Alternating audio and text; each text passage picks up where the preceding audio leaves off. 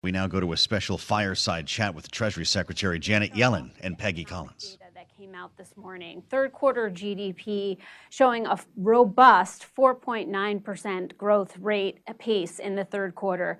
When you look at those figures, do you think we've likely avoided a recession, or do you think it's too good to be true because inflation is still so high? Well, it's a good, strong number, and it shows an economy that's doing very well. Let's remember it is just one quarter's number, and I'm not expecting growth at that pace to continue, but we do have good, solid growth. Probably the year will come in close to 2.5. I wouldn't be surprised if we see that. We have solid job creation, a low unemployment rate, increased engagement in the labor force. Labor force participation is strong. More people want to work, and inflation's coming down. And you don't really see any sign of recession here. I have to say, I've been saying for a long time that I believed there was a path to bring inflation down in the context of a strong labor market. Frankly, it's about a year ago since I believe a Bloomberg model predicted that by October of 2023, now namely, that you saw the odds of recession at 100%. I don't think we have that. What we have looks like a soft landing with very good outcomes for the U.S. economy. So I think there's a lot to be pleased about. And you see good, strong consumer spending. Consumers still have substantial wealth. It's up substantially since the pandemic. I think it's supporting good, strong spending, and the economy is doing well. And I think, U.S. growth is making a contribution to stronger global outcomes as well. So you just pointed to a number of things that are positive about the U.S. economy, but we've done a lot of reporting in recent months here at Bloomberg. We sent reporters out all across the country, and what we're hearing from people on the ground is that when you ask them about their personal finances, they feel pretty good for a lot of the reasons you just mentioned, the labor market, their ability as consumers to spend. But when you ask them about the direction of the U.S. economy, the sentiment is much more downbeat.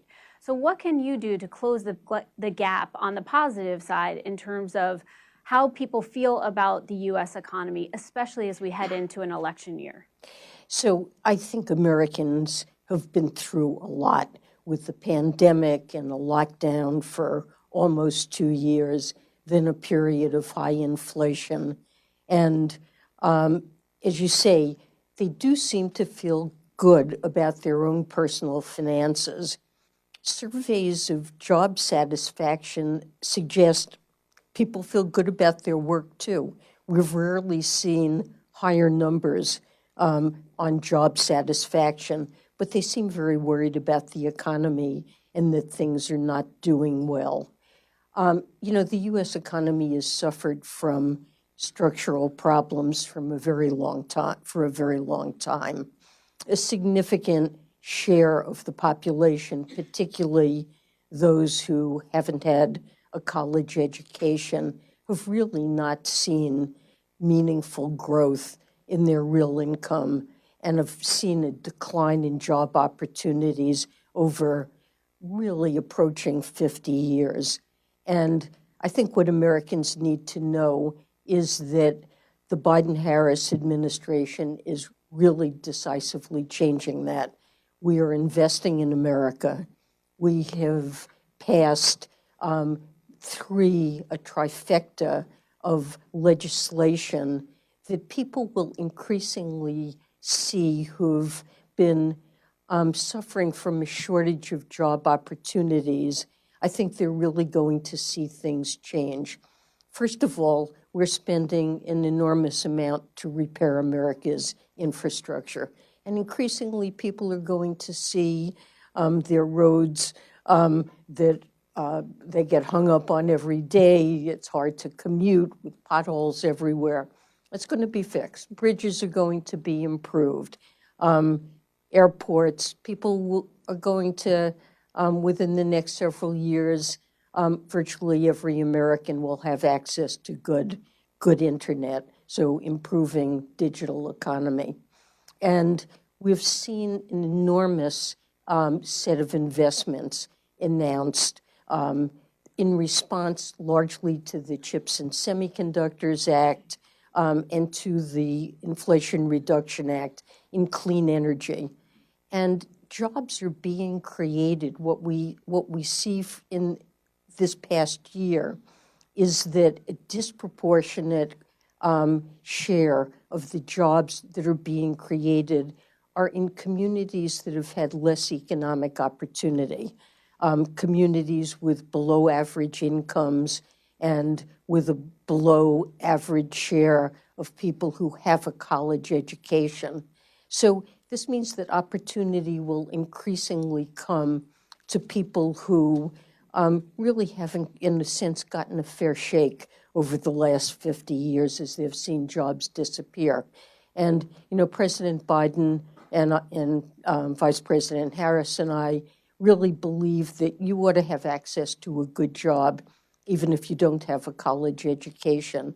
And increasingly, I think people will see that good opportunities are being created. Certainly, the president is trying to go out and explain to people what this longer-term, medium-term agenda. He would say it's a matter of growing the economy from the bottom up and the middle out. What we've had is too much of trying to grow the economy through trickle down from with gains going to the top with the hope that it'll trickle down. And I think we're beginning to see the fruits of these investments beginning to pay off. So I think Americans have a lot to look forward to and are beginning to see this in their daily lives. So we were just talking about Americans' perception of the economy, but another thing we follow closely here at Bloomberg globally is investors' perception of the economy. So I want to ask you a little bit about the rise in yields that we've seen. We've seen yields surging over the last few weeks. The 10-year Treasury rose above 5% earlier this week. What's your view on what is driving that surge in yields and how much of it is connected to investors' concerns about the U.S. deficit? Well, I don't think much of it is connected to that. This is a global phenomenon in advanced countries. We're seeing yields go up in most advanced countries of the world. And largely, I think it's a reflection of the resilience that people are seeing in the U.S. economy, that we're not having a recession, that consumer spending and demand continue to be strong. The economy is continuing to show tremendous robustness, and that suggests that interest rates are likely to stay higher for longer. And so part of the increase in yields, I think, is simply a reflection of the strength of the economy, the notion that interest rates will be higher for longer. Now, whether or not that's really true, if we look at 5 or 10 years, what are interest rates likely to do? Honestly, for a very long time, we've felt that interest rates over decades had been coming down, real interest rates, and that there were deep structural reasons for that, in part relating to demographics. And those underlying trends, they're still there, they're still in force. So I think it's perfectly possible that we will see longer-term yields come down, but nobody really knows for sure. But I see the higher yields as certainly, importantly, a reflection of a stronger economy. So when you think about the deficit, I think one of your preferred metrics for assessing, U.S. fiscal stability is to look at the net interest outlay as adjusted for inflation. And right now, I think you've said that those levels seem good to you, but there are... In real terms, it's about 1%, a little bit under that. So that's helpful in terms of kind of the next figure I was going to mention is several economists out there are forecasting that figure by 2030 could be well north of 2%. So at that level, would you be alarmed in terms of the fiscal sustainability? Well, let me just say fiscal sustainability is really critical. And President Biden is committed to putting forward a fiscal plan that shows fiscal sustainability. And uncertainty about interest rates do influence what the path of that real net interest is going to be. There's a bigger challenge if the interest rate path stays higher. President Biden has already supported deficit reduction measures in the pact raising the debt ceiling and other legislation in the Inflation Reduction Act. There's $1 trillion of deficit reduction, and he proposed a budget that both invests in America, continues to do that, and also has revenue-raising measures that would result in another $2.5 trillion of deficit reduction over the next decade. So, yes, we have to put forward fiscal plans that will keep the deficit manageable and keep this real net interest cost, I would say well below 2%. So the higher the interest rate path, the more that we need to do. I want to take a moment, Secretary, and turn to the global outlook. With the Israel-Hamas war happening in the Middle East, I think there's a concern by some that the war could spread or expand to broader in the region. I know that that's not your base case, but if that was to happen, could you walk us through your risk scenario for what that might mean to the global economy? So I guess I have to say my focus as I look now at what's happening to the Middle East really is the tragedy, the human tragedy that's taking place, what the Israelis have suffered, and of course we're worried about casualties in Gaza as Israel pursues its war against Hamas. And so it's really the human suffering that I think should be our focus in countering terrorism. We're monitoring the economic consequences carefully. So far, I would say we've not yet seen much that has global consequences. Oil prices are largely flat. What could happen if the war expands? Of course, there could be more meaningful consequences, but I think it's premature to speculate about those, and I think our focus should be keeping this contained and not spreading. So on Hamas, I know the Treasury Department has taken further moves in the last few weeks to restrict financing to Hamas, and your Undersecretary, Brian Nelson, is actually in the Middle East right now. Do you think there's room for further restricting or limiting financing to Hamas? And if so, can you tell us what might be some of the next steps? So I can't comment on any specifics concerning sanctions we have not yet put in place. But what I can say is we have taken a large number of steps just over the last year to put in place sanctions to try to reduce the avenues for financing of Hamas. And in the aftermath of this attack, last week we put additional sanctions in place. My Undersecretary, as you mentioned, will be in the Middle East, and Deputy Secretary Adeyemo is leaving tonight for a trip to Europe to also discuss working with our allies on sanctions. And we are certainly looking at further opportunities we see to try to reduce this flow of financing to Hamas. We're all over this and are likely to do more. So one final question on the Middle East before we turn to other topics.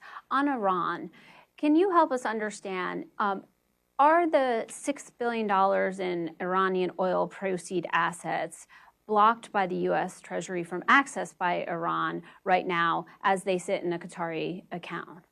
I guess all I can really tell you is that not a penny of that money has been touched.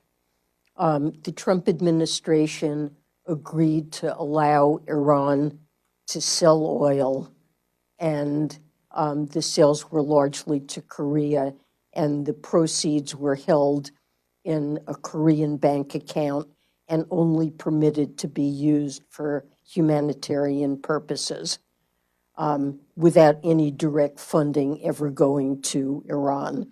And those proceeds were moved from Korea to Qatar. They still sit there. They can only be used for humanitarian purposes. They have not been used, and I don't feel comfortable saying more about diplomatic conversations that are taking place. But Iran has not touched those funds. Well, you just mentioned diplomacy, and so much of your role as secretary has been actually traveling around the world. We often think of the Treasury Department as so domestic, but so much of what you've done is international. And you're seen as a liberal economist, supportive of free trade. I wondered your thoughts on how concerned are you that some of the Biden policies may be sealing a mistrust of globalization that was ramped up in the Trump administration, and whether that's actually good for the U.S. economy? Well, I think that's a great question. I've talked about a concept I call friendshoring. So I think as a consequence, partly of the pandemic and partly Russia's invasion of Ukraine, we've come to the realization that our supply chains, America's supply chains, are not secure. And in some cases, we're overly dependent on countries like China. And that what we need to do is to take steps as a country to reduce our vulnerability and to diversify our supply chains. And to some extent, that involves reshoring things to the United States and doing more here. And certainly in the area of clean energy, the Inflation Reduction Act has incentives to do more in the United States. And the desire there, in part, is to create good jobs in industries that are likely to be drivers of future growth, whether it's semiconductors or clean energy. But we don't want to forego the benefits of globalization and trade. And so the idea of friendshoring is that we want to be able to rely on a broader set of countries to do trade and investment, to deepen our trade and investment relationships with countries that we feel are trustworthy, that can be reliable parts of a global supply chain that we take part in. And part of what I've been doing is traveling around the world, talking to countries about developing our supply chain relations. And of course, we're very close partners with Europe, with Canada, Mexico, other countries with whom we have free trade areas, but many more countries. We're deepening our relationships with India, with Vietnam. So we want this to be broad. We understand that the international division of labor with countries taking advantage of the benefits of comparative advantage, doing what you're most efficient at, relatively efficient at, that this is a great set of benefits, both for the United States and also countries that are given the opportunity to trade, and that contributes to their growth. So we don't want to forego that, and we do want to maintain the benefits of globalization, but without the vulnerability that comes from undue reliance on a few countries that may restrict trade for political or other reasons. So you mentioned broadening our network of friends that we can have partnerships with, but also China. I know you took a trip to China to Beijing this summer.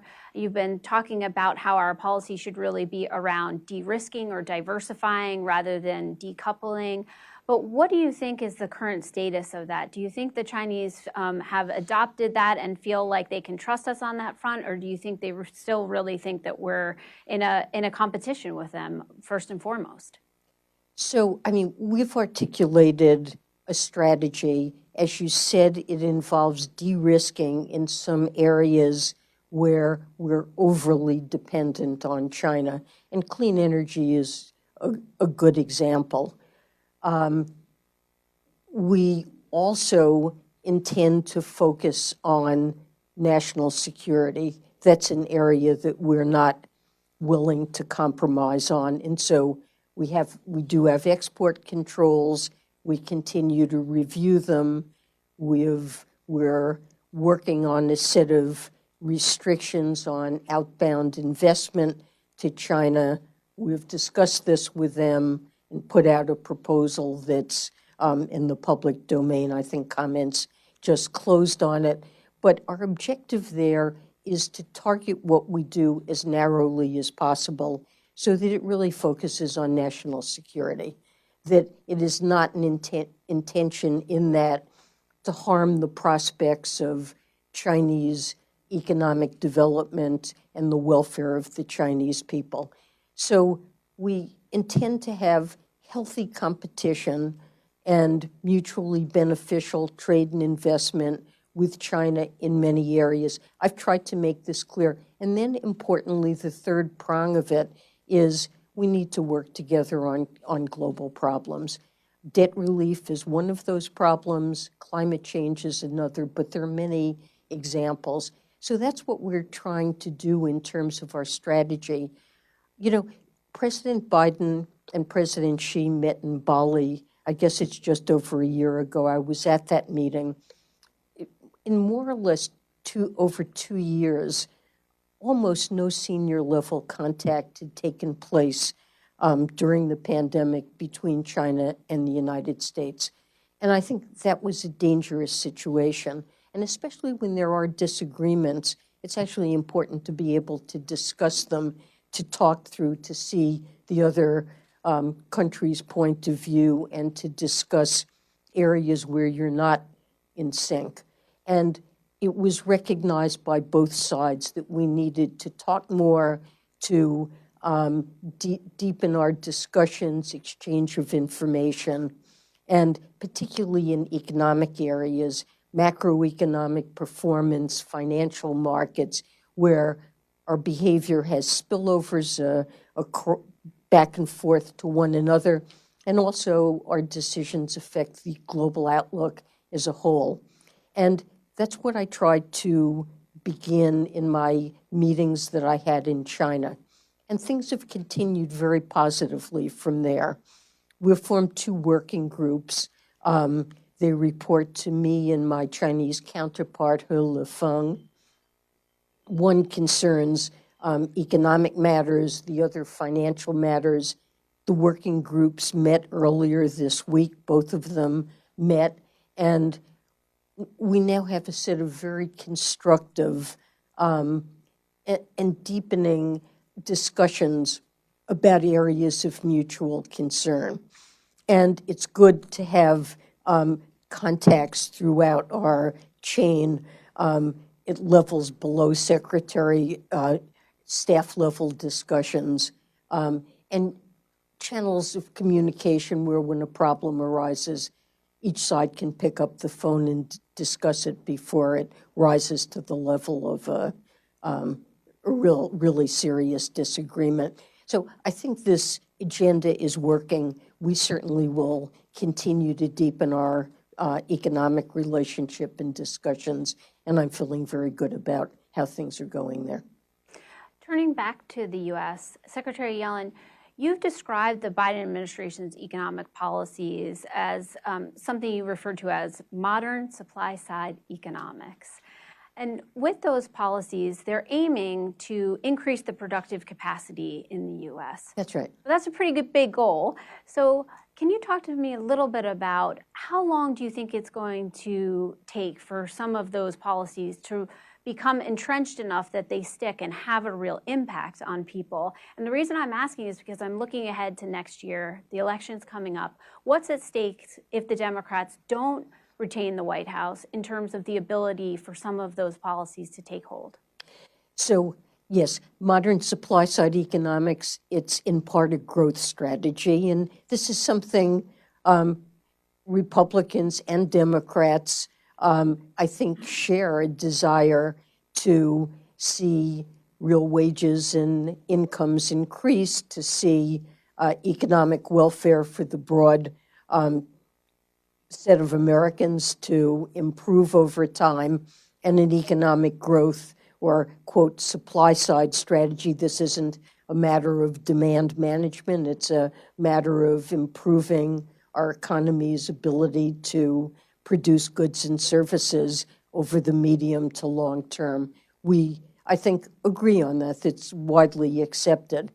The Republican strategy has been, as I said, largely a trickle-down strategy of giving tax breaks or deregulation to the rich and to corporations in the expectation or hope that benefits would trickle down more broadly. I see that as a failed strategy and one that has really not been successful at creating broad shared prosperity. And I see modern supply-side economics as having the same objective but proceeding in a different way. And there are many factors that are inputs into growth besides private investment. For too long, we ignored infrastructure. So investing in America's infrastructure has a return, produces benefits. R&D, we're now really, after having decades in which U.S. spending on research and development, certainly at the federal level, had fallen to very low levels. We were no longer one of the leading countries in terms of the resources we devote to R&D. That we've stepped that up substantially in the legislation that's been passed. And what we want is also growth that's equitable. So addressing inequality, as I was saying, for over 50 years, essentially the median American really saw very little growth, little or no growth in their real income. We want to change that. We want to make sure that opportunities are created, especially for those who don't have a college education and live in places, we've had so much growth on the coasts, but many parts of the country, geographies, that it seems progress is passed by. And so if you look at the legislation that's been passed and the investment plans that have been announced, we've seen over $600 billion in new investments that have been announced. Now, it takes a while to get those in place, but look at where those investments occurring. They're occurring in parts of the country that have not seen that kind of investment. And we're seeing electric vehicle production and battery production in many parts of the country that have been sorely hurting for good jobs. And so it will take a while for Americans to see the benefits of this. But even now, I think many Americans can see that good jobs are being created in manufacturing, which is not done well over decades in the United States. So I believe that opportunities will be created and people will be able to see that over time in their daily lives. No matter what. Secretary, you've been in public service nearly 5 decades now, holding the... It's a long time. It's a lot of working years as so. as a labor economist. I will say that you've held the top economic posts, across the CEA, Fed, and now Treasury. But you're also known as a technocrat and a policymaker rather than a political animal per se. When you look at the divisiveness in Washington that we've just seen in the past few weeks, even just on Capitol Hill, are you concerned that there's less and less room for a person like you to come into government in Washington and make a notable difference at the highest levels if you're not as politically driven as policy driven? You know, I guess I see that we have a government that is filled with people who are professional, technically proficient, and dedicated to good policy. And we are trying to put in place good, sound, technically solid government policy in almost everything we do. And in spite of the difficult political environment that we're in, President Biden and Vice President Harris, in the time they've been in office, have succeeded in a bipartisan way in having a great deal of meaningful legislation passed. The Treasury Department, I spend a good share of my time working with very capable people in our tax policy department.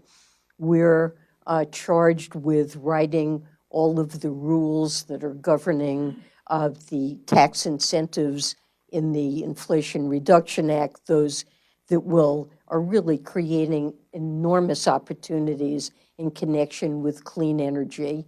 And we've gotten an allocation of funds to restore the Internal Revenue Service, to restore their ability to both serve American customers who deserve to have somebody answer the phone when you call, and have been missing that for a long time, and also to actually collect the taxes that our tax code says people owe. And when you think about the fact that over 10 years, the tax gap, namely the quantity of tax revenue that's due but not paid, is estimated at $7 trillion. We're in the process of restoring all of that, and the people who are doing this are largely a civil service that is tremendously competent, professional, and dedicated to making the United States function well. So I think there's plenty of scope for good policy, and I hope we're in the process of doing it in spite of some of what seems like political dysfunction in our country. Well, Secretary Yellen, thank you so much for joining us today and giving us so much of your time and sharing your insights. It's a true pleasure. My pleasure. Thank you so much. Thanks for having me.